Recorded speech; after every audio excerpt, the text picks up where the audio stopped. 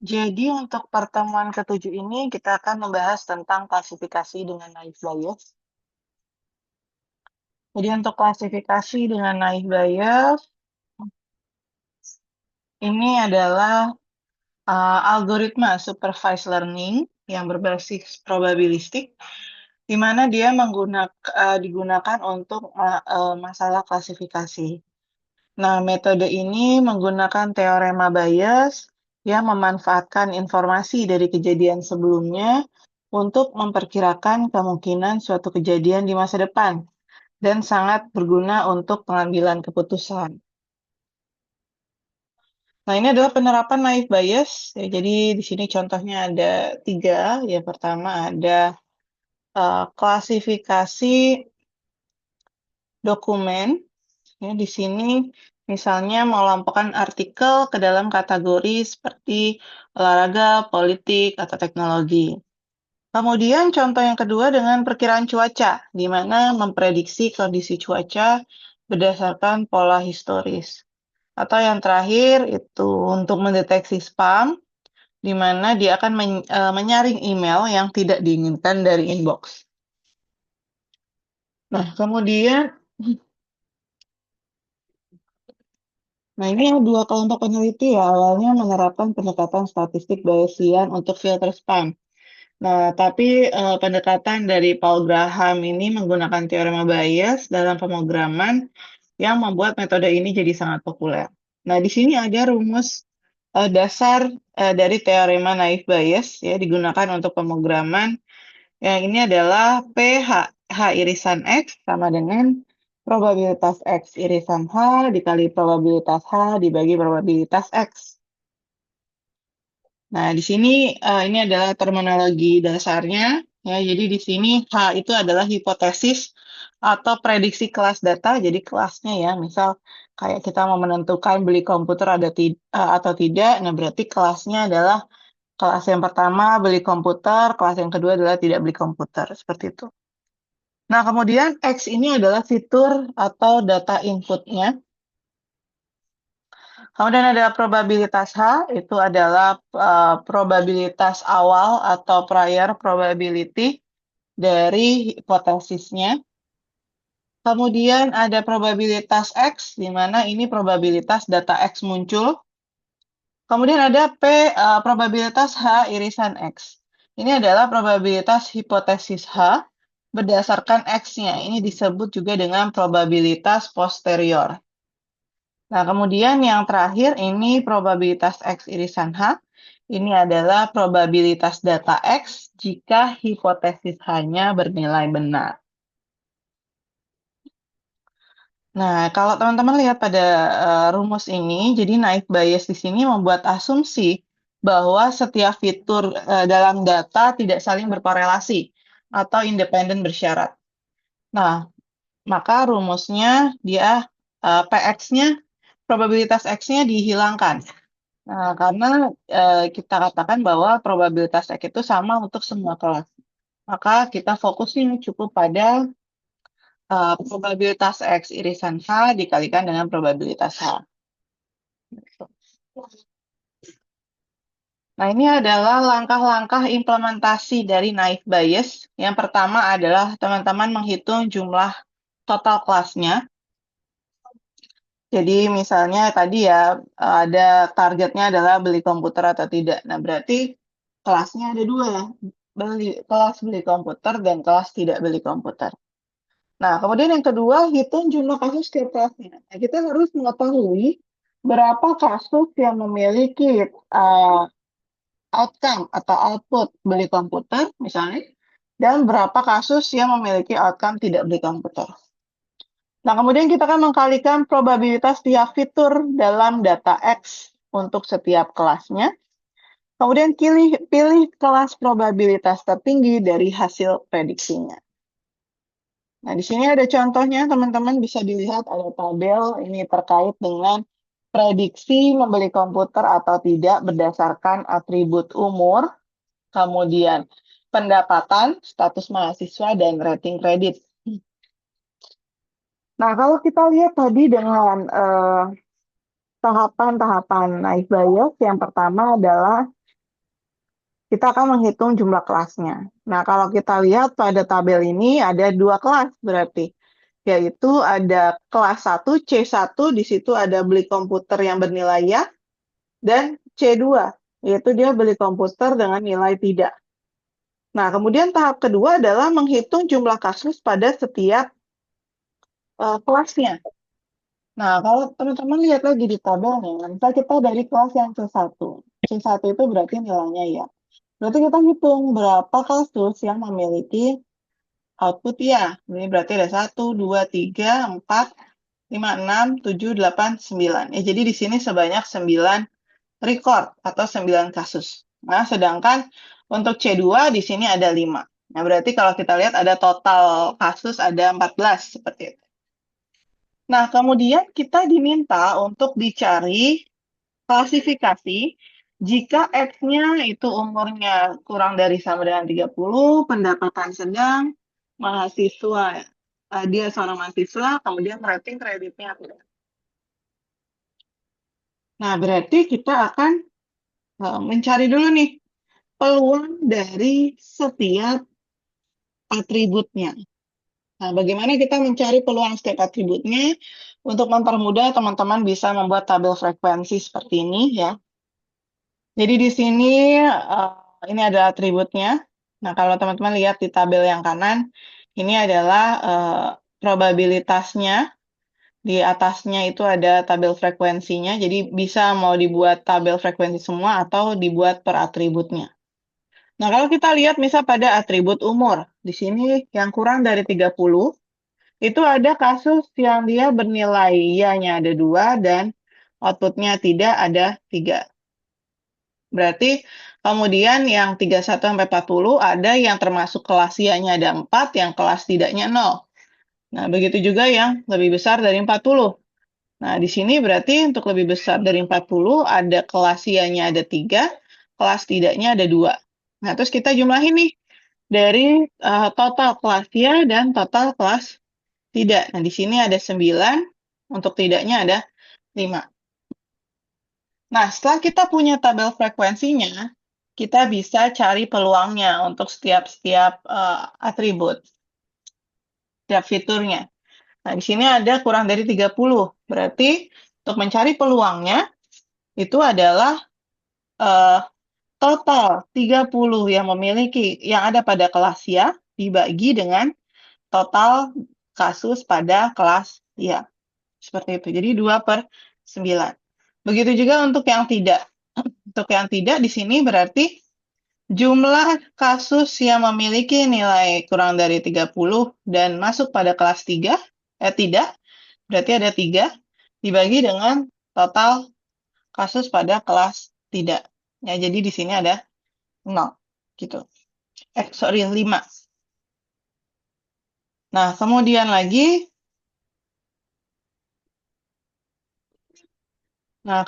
di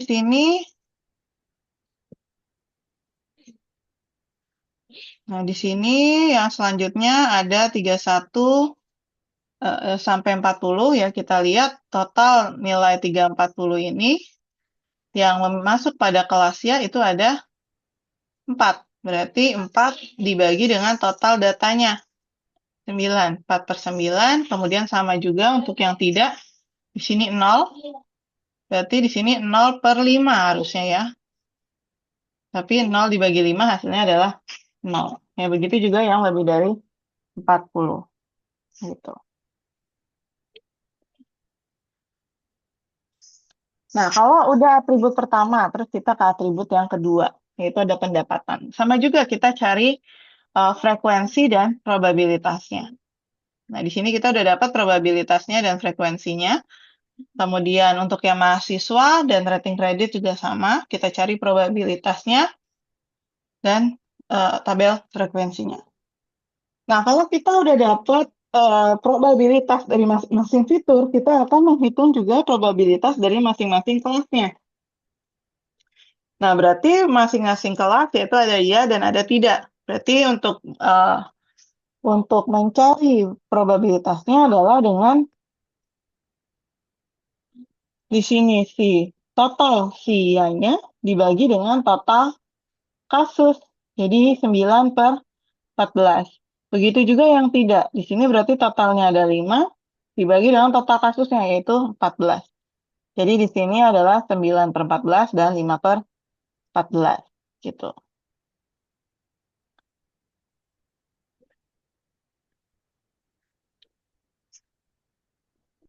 Nah, kemudian di sini kita akan menghitung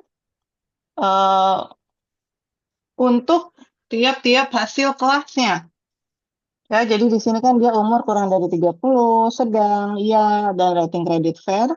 Nah, untuk menentukan ke dalam kelas mana si objek X-nya itu, maka kita akan mencari probabilitas untuk yang nilainya ya dan nilainya tidak. Nah, kita akan mencari terlebih dahulu untuk probabilitas dari X irisan H. Dengan cara, di sini probabilitas umur kurang dari 30 irisan ya dikalikan probabilitas pendapatan sedang irisan ya, kemudian probabilitas mahasiswa ya terhadap kelas ya, dan rating saya terhadap kelas ya. Jadi tinggal kita masukin aja tuh nilai-nilainya ya. Tadi kan kita sudah dapat tuh ada 2/9, kemudian 4/9. Nah, kita tinggal lihat aja di tadi ya. Yang pertama itu sini 2/9, kemudian sedang itu 4/9, mahasiswa 6/9, dan fair 6/9. Nah, kita dapat nih hasilnya 32/729 sama dengan 0,044. Ya, jadi kemudian dikalikan dengan prior-nya, yaitu adalah 9/14. Nah, hasilnya adalah 0,028. Nah, kemudian kita cari yang untuk tidak. Nah, ini rumusnya juga sama, tapi kita pakai yang hipotesis kelas yang kedua. Berarti 3/5, 2/5, 1/5, dan 2/5. Hasilnya adalah 12/625 atau 0,019. Nah, maka kita cari nih hasil akhirnya dengan mengkalikan dengan probabilitas prior-nya. Itu tadi di sini adalah 5/14. Ya, jadi 12/625 dikali 5/14 hasilnya adalah 0,007. Nah, terus kita lihat nih hasilnya. Nah, karena hasilnya hipotesis 1 atau kelas ya itu adalah 0,028, sedangkan pada kelas tidak itu adalah 0,007, maka yang lebih besar adalah yang 0,028. Nah, berarti untuk inputan X, dia akan masuk ke dalam kelas ya beli komputer atau hipotesis pertama. Seperti itu. Sampai sini ada yang mau ditanyakan? Untuk naive bias? Kalau tidak ada, saya lanjutkan. Di sini ada matriks klasifikasi ya. Minggu lalu juga sudah dijelaskan. Di sini ada true negatif, false positif, false negatif, dan true positif. Sedangkan ini adalah untuk pencarian evaluasi, akurasi, presisi, kemudian ada sensitivity, specificity, dan F1. Ini adalah ilustrasi ya dari confusion matrix. Kalau true positif, berarti yang kita lihat adalah hasil dari modelnya. Kalau modelnya positif, aktual positif, berarti dia dikatakan true positif. Kalau modelnya bilang negatif, aktual juga negatif, berarti dia adalah true negatif. Nah, kalau false positif, kita lihat tetap dari modelnya. Kalau modelnya positif, aktualnya negatif, berarti dia dikatakan bahwa dia adalah false positif. Begitu juga sebaliknya, kalau modelnya dia memberikan nilai negatif, maka hasil dengan aktualnya adalah positif, maka dia dikatakan sebagai false negatif. Gitu. Jadi jangan sampai tertukar teman-teman antara true positif, true negatif, false positif, dan false negatif. Ini adalah kurva ROC. Ini juga ilustrasi untuk akurasi ya. Kemarin juga sudah kita jelaskan untuk akurasi. Nah, kemudian ini adalah precision, recall, specificity, dan F1 score. Precision itu adalah dari semua prediksi benar, itu berapa yang, dari prediksi positif itu berapa yang benar. Kemudian kalau recall itu dari semua kejadian positif nyata, berapa yang berhasil ditemukan. Kalau specificity, kemampuan menemukan kejadian negatif secara benar, dan F1 score itu adalah rata-rata harmonis dari precision dan recall. Ini sudah ada rumusnya. Nah, kemudian ini adalah tips memilih performance matrix. Jadi di sini yang pertama, teman-teman bisa menggunakan akurasi untuk evaluasi jika data setnya seimbang. Maksudnya adalah true positif, true negatifnya seimbang, tidak terlalu banyak false positif dan false negatif, itu teman-teman bisa menggunakan akurasi. Nah, sedangkan kalau datanya tidak seimbang, itu bisa menggunakan F1 score. Nah, kalau ditemukan banyak false positif, maka teman-teman bisa fokus dengan menggunakan precision. Kalau banyak false negatifnya, itu kita bisa fokus dengan menggunakan recall. Nah, kalau true negatif itu penting, maka kita bisa menggunakan specificity. Nah, ini adalah kelebihan dan kelemahan dari naive Bayes. Jadi di sini mudah dipahami dan diimplementasikan, cepat dan efisien pada dataset yang besar.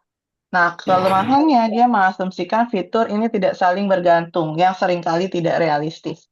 Dan tidak cocok untuk korelasi antar fitur itu sangat kuat.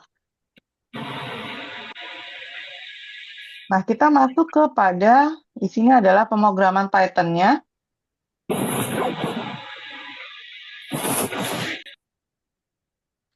Ini ada pemrograman Python-nya, ya, jadi di sini tahap data preparation, teman-teman melakukan import package-nya, jadi kita akan menggunakan package pandas, NumPy, scikit-learn, di sini ada min-max scalar, jadi normalisasinya kita pakai min-max, kemudian kita menggunakan Gaussian NB ya, untuk naive Bayes-nya. Nah, ini kita akan membaca atau mengimport si data, ya, hard.csv. Ini adalah hasil dari datasetnya. Dia ada 303 record dan 13 atribut independen serta satu atribut atau variabel dependennya. Nah, kemudian tahap selanjutnya kita akan memisahkan antara independen dan dependent variabel. Ya, kalau independen itu berarti X, kalau dependent itu adalah variabel Y. Nah, teman-teman bisa lihat di sini X itu sama dengan df.drop output. Nah, di sini artinya pada nanti ya, pada variabel X itu hanya akan ada data yang ada pada df kecuali output. Ya, jadi berarti hanya isinya 13 atribut tadi, outputnya sudah dihapus. Nah, sedangkan untuk variabel Y di sini dikatakan df kemudian output. Nah, berarti untuk variabel Y hanya ada data output saja. Gitu. Jadi untuk X itu hanya 13 atribut, untuk df itu hanya ada si output aja. Nah, kalau sudah teman-teman itu akan melakukan normalisasi. Di sini kalau naive Bayes menggunakan min-max scalar, ya di sini tinggal dipanggil aja min-max scalar, kita akan menggunakan function fit transform untuk data pada X ya. Jadi yang dinormalisasi itu hanya data yang ada pada variabel X. Nah, min-max scalar dia melakukan normalisasi untuk mendapatkan hasil 0 sampai dengan 1 gitu. Jadi 0,7, 0,1 seterusnya. Nah, di sini kita selanjutnya akan men-split dataset itu menjadi training dan testing set. Ya, ada X-train, X-test, Y-train, dan Y-test. Nah, di sini kita akan menggunakan training set sebesar 80% dan testing set sebesar 20%. Nah, jadi kita tulis di sini test size-nya adalah 0,2. Nah, kemudian kalau sudah kita split, berarti yang akan kita pakai selanjutnya adalah X-train, X-test, Y-test, dan Y-train. Nah, kita masuk ke tahap pemodelan. Nah, modelnya kita gunakan modul Gaussian NB, jadi sudah ada modulnya. Jadi kita tinggal training aja si modulnya dengan menggunakan fungsi fit, dan kita masukkan inputannya adalah X-train dan Y-train. selanjutnya kalau sudah ada modelnya, kita mau prediksi nih hasil dari training pemodelannya. Nah, berarti kita bisa pakai function predict ya dengan Gue menggunakan ngelewatin testingnya rumah adalah Hakim pagi. Ya si juga karena expert nggak tahu jalan gitu. sama gua. Kagak. Jadi kita akan pakai si Keren ya. expert. Nah, si expert di sini Y-prep-nya sudah ada hasilnya nih. 0, 1 ya. Jadi 0 itu adalah lebih kecil terkena serangan jantung, 1 lebih besar terkena serangan jantung. Nah, ini adalah hasil dari prediksinya. Kemudian kita mau lihat hasil yang data aktualnya. Nah, di sini berarti pakai Y-test gitu. Nah, ada 0, 1. Nah, di sini kita lihat berarti data ketiga nih dia tidak sesuai nih. Nah, ini namanya false positif gitu. Sedangkan yang data kelima ini adalah false negatif. Nah, selanjutnya ini adalah CNF matrix, ya confusion matrix, untuk melihat true positif, true negatif, false positif, dan false negatifnya. Ini adalah visualisasi, dan ini adalah untuk evaluasi, kita akan mengukur akurasi, presisi, recall, dan F1-nya. Nah, kalau teman-teman lihat di sini hasilnya, semuanya di atas 80%. Nah, berarti di sini sudah menghasilkan informasi yang baik ya, dan sudah bisa digunakan secara baik gitu.